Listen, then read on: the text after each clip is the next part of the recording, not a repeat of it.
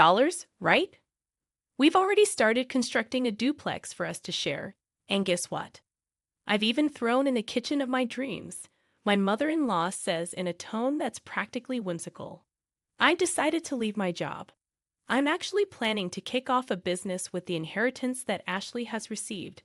My husband announces, looking oddly content. Wait a minute, I've told you I haven't received any inheritance yet, right? You've quit your job, and now we're building a duplex. What's going on? I interject, growing increasingly bewildered. Don't fib, it's crystal clear you've inherited. How about we take a trip before the house gets built? How about Hawaii? My father-in-law chimes in, contributing to the mounting confusion alongside my husband and mother-in-law. What on earth are these people thinking? They want to splurge the precious inheritance I got from my mother on whatever they please. Even though I'm filled with frustration, I'm at a loss for what to do. The story rewinds a few months ago. My name is Ashley. I'm 38, working as a high school teacher. I married David, an office worker, 12 years ago. Soon after, our only daughter, Julie, was born, and since then, my days have been a blend of work and child rearing. Today is the day I'm visiting my hospitalized mother with my daughter. Oh, Grandma, it's been a while, Julie exclaims. My mother lies in her bed, lovingly stroking Julie's hair. Her hand is noticeably thinner, and her complexion looks poor. Beside my mother's bed stands a middle-aged man wearing glasses and a suit. As I nod toward him, he returns the gesture and leaves the room. Mom, who is that man? I inquire. Just an acquaintance. Don't worry about it. More importantly, Ashley, are you still doing well? And is David well? My mother's eyes, a shade close to blue, sparkle softly as she smiles. She met my father, who ran an import-export business overseas, and came to the U.S. as his bride. After my father passed away a few years ago, my mother, now alone, fell ill and was hospitalized. She transferred the business to a relative, and now she spends her remaining days quietly in the hospital. I'm fine, Mom. Is there anything you need? I ask. Just having you and Julie come to see me is more than enough, she replies. After the conversation and spending a good amount of time with my mother, Julie and I head home. We're home. Oh, welcome back. How's my mother-in-law doing? David asks as he greets us. Mom is as usual. How about you? Your seminar, was it good? I heard some positive things. Looking forward to the next one. Recently, my husband has been attending seminars on quitting his job and starting a side business. He must want more money, but the company he works for is not top tier. It's not bad, and with my salary, we are doing just fine. I find it distasteful when he is so greedy for money, which I suppose he gets from his parents. Ever since we got married, I've been put off by his parents' excessive stinginess and their habit of begging for small amounts of money whenever we see them. So, I've been keeping my distance. They've never given Julie any Christmas gifts. Fortunately, my in-laws live far away, so we don't have to interact much. Plus, my husband does well with household chores, so I guess it's okay. As long as I have my mother, my husband David, Julie, and our modest but ordinary life, I'm content. Then one day, I got a call from the hospital. My mother's condition had suddenly worsened, and she was in critical condition. When my family rushed to the hospital, my mother was barely breathing. Mom, Grandma, no. Ashley, I'd always wanted you to be happy. Cherish Julie more than anything. I love you. In the end, those were my mother's last words. My mother, who raised me with all her heart, alongside my father. My mother, who adored Julie from the bottom of her heart.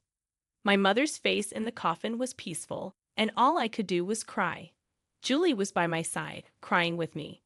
A little while after my mother passed away, an envelope arrived at our house. A law firm. Ashley was perplexed as she opened the envelope from an unfamiliar sender. Inside was a document stating, I have been entrusted with your mother's will, which leaves all of her inheritance to you. Ashley and her mother had never discussed the subject of inheritance before, so she was taken aback. However, since the letter had indeed arrived, she decided to visit the law firm on her own. "Hello, I'm the attorney, Ed." The man who appeared was the middle-aged gentleman with glasses who had been present when she visited her mother in the hospital. "You were in my mother's hospital room before?" Ashley questioned the man with the familiar face. "Yes, we met in the hospital room. Actually, from that time, I was entrusted by your mother." Hearing Ed's kind voice, Ashley found herself on the verge of tears, and then she was shocked beyond belief. 500 million. Yes, Ashley. When your father passed away, you waived your right to the inheritance so your mother could receive it all. Right when you add that inheritance to your mother's personal assets, even after deducting taxes, this is the amount your mother has named you as the sole heir. My parents had indeed been wealthy, but I hadn't imagined that they had left such an inheritance. I had never asked my parents for money after getting married and avoided the topic of inheritance as it seemed unlucky. Feeling dizzy, I realized this must be an expression of love from my mother. With that thought, I left the procedures to Ed. Your mother cared about you more than anything. She instructed me to assist you if necessary. Please feel free to discuss anything with me. Thank you. I appreciate your help. Ashley bowed her head several times to Ed and left the room. Time passed, and it was around the time of her mother's 49th day memorial service. Her husband, David, began to frequently ask about her mother's inheritance. When they had married, her father was still running his business, so David was vaguely aware that they were wealthy. Each time she asked him to stop talking about it while she was still mourning, he would fall silent, only to subtly bring up the matter of money after some time. The worst were my in-laws. When they came to my mother's memorial service, my father-in-law said, "Ashley, if you are worried about the inheritance, we can help." Hey, we've had our fair share of disputes over inheritance. When unmarried siblings died, inheritance can be complicated. If you're troubled, feel free to talk about it. That's right, rely on us too. Yes, having never shown any inclination to assist them before, she could only give her in-laws a vague response as they put on a knowing facade. About 3 months after her mother's death, David, who had been quiet recently, finally lost his patience. "Hey, have you received your mother's inheritance yet?" A bad feeling swept over her. Quickly, Ashley lied. The procedures are complicated, so not yet. In reality, she had already completed the procedures and, upon Ed's advice, had deposited the passbook containing the inheritance in a safe deposit box. But it felt right to say that now. "Really? But it's been 3 months since your mother passed away, right? Haven't you done the procedures yet?" "Yeah, so what?" "Well, never mind. I'm going to bed." For some reason, David headed for the bedroom in high spirits.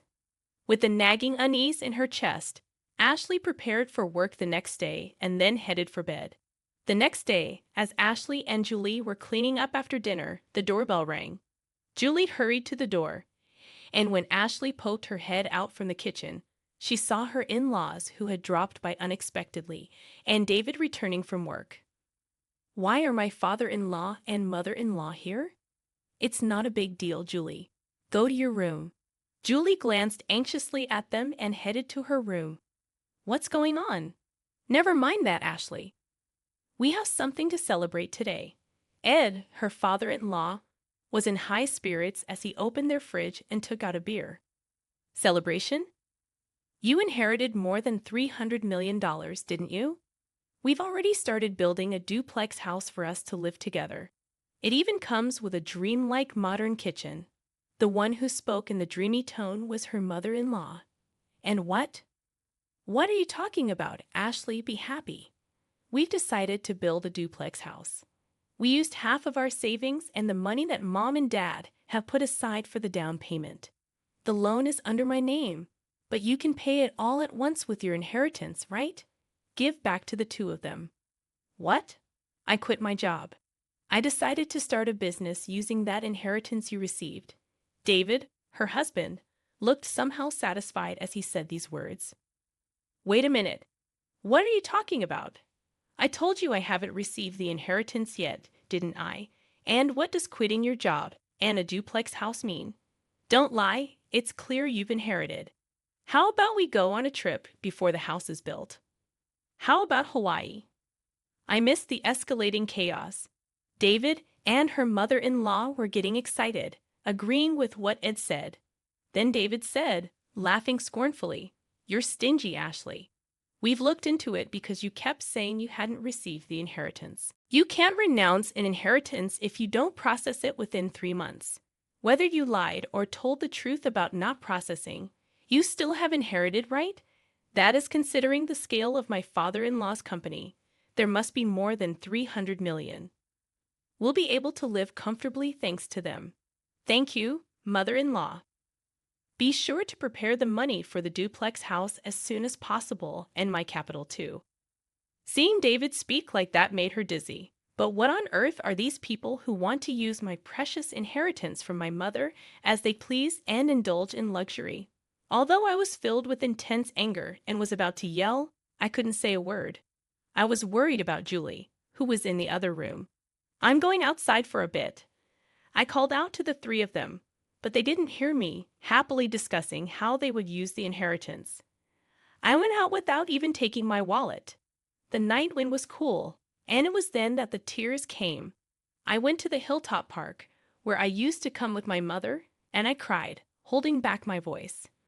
My anger didn't subside, feeling frustrated, and my heart was worn out from being exploited like that.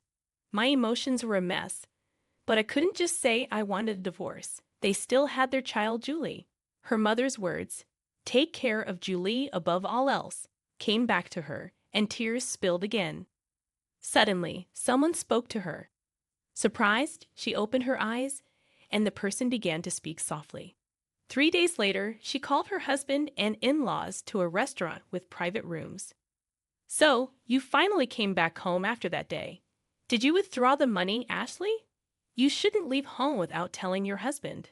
"Exactly." Ignoring the words of the three people, she took out a document. It was a divorce notice, already filled out. "David, I want a divorce." "What? What are you saying?" Her husband looked panicked, and her in-laws looked at each other. "I can't go on with you anymore." "What are you saying?" David's face was turning red as he lashed out at her. "You're leaving us after receiving the inheritance. You changed because you got the money, you miser." "That's my words, Ashley." "Snap back? Ever since I inherited my mother's estate, you've been out of control. Quitting jobs to start a business, deciding to live with in-laws without even asking, taking out my savings to build a 2-family home, and then planning a trip to Hawaii. Who is the one who changed when the money came in? I can't possibly stay with such people." "Wait, you can't just divorce me like that." "That's right. Our savings after marriage are shared property. Half of the inheritance belongs to David, no matter what." "That's correct." "If it comes to that, we will take 300 million with us." David and my in-laws were foaming at the mouth as they approached me. Just as I was about to respond, the door to the private room slid open. Dad, Grandpa, and Grandma should know better. "The inheritance Mom received doesn't become shared property, right, Mr. Ed?" There stood my daughter Julie and Attorney Ed. "Julie, and who are you?" "I'm Attorney Ed. Ashley's mother had entrusted me with this matter, and I've been advising Ashley." As Ed bowed, David seemed flustered. "That's all well and good, but wait. The inheritance doesn't become shared property?" "That's correct. Inherited property from a deceased parent has not become shared property, nor is it subject to the division of property." "What? You've got to be kidding me. Is this a mistake? That can't be." In front of the flustered three, I was taken aback. It seems that they really thought that the inheritance I received would become their property. In that case, it's even more reason not to divorce. I'll cling to you no matter what. My husband, with bloodshot eyes, shouted out without any regard. "Stop it already." That was Julie. She continued her calm words. "Since Mom suggested divorce, no. Since Mom inherited the estate, has Dad ever thought about Mom once? Grandpa and Grandma only ever talk about money. They never once mentioned me. I can't consider such people as family. David and my in-laws were taken aback. The day I was crying about my inheritance, Julie was the one who spoke up. Julie came running after me and told me Dad, Grandpa, and Grandma are too much, trying to take Grandma's legacy for themselves. Mom, I'm on your side. Let's fight this together. With those words, I made up my mind, contacted Ed, and arranged this meeting. Julie, it's not like that. Dad wants you to be happy. That's right, Julie dear. You'd be happier living with us, wouldn't you? That's right. A child shouldn't interfere. My desperate husband and still assertive in-laws. Julie, with an exasperated look on her face, said, I'm going with Mom. I can't bear to be with you anymore. Julie said this and looked away. Anyway, we've made up our minds. Julie and I will be leaving. As I said this calmly, David got angry. Hey, I've never cheated, and you can't force a divorce. I'll hire a lawyer. We'll get that money one way or another. If that's the case, I will take care of it from here, Ed spoke quietly. The issue here is whether there are grave reasons for not continuing the marriage, quitting his job, using the household savings without permission, deciding to live together, and Juliet is saying she can't bear it. There are various points we can argue. Moreover, your daughter recorded the sound of all of you begging for Ashley's inheritance. That should also serve as evidence. Damn it! David slumped, and my in-laws turned pale. After seeing that, Julie and I left the restaurant. A year later, thanks to Ed's efforts, my divorce with David was finalized. Julie and I moved into the house my mother had lived in, but there were several times when we received letters saying, I love you, come back, and David was seen loitering near Julie's school. So we asked Ed to apply for a restraining order. After that, it was quiet. According to the rumors, they actually did build a two-family home. My already retired in-laws had to work in a factory, and although David looked for work, he couldn't find any and is now doing manual labor. I heard from the neighbors that there were constant arguments in the new two-family house because of their troublesome fights. They became disliked by everyone in the neighborhood.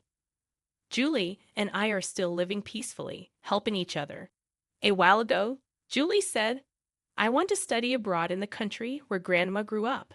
So to cut ties completely with my ex-husband, we made up our minds to move overseas. We used a bit of my mother's inheritance, but I'm sure she would be pleased. Now Julie seems to be enjoying school every day, and I've started working as a teacher there. I hope these peaceful days continue.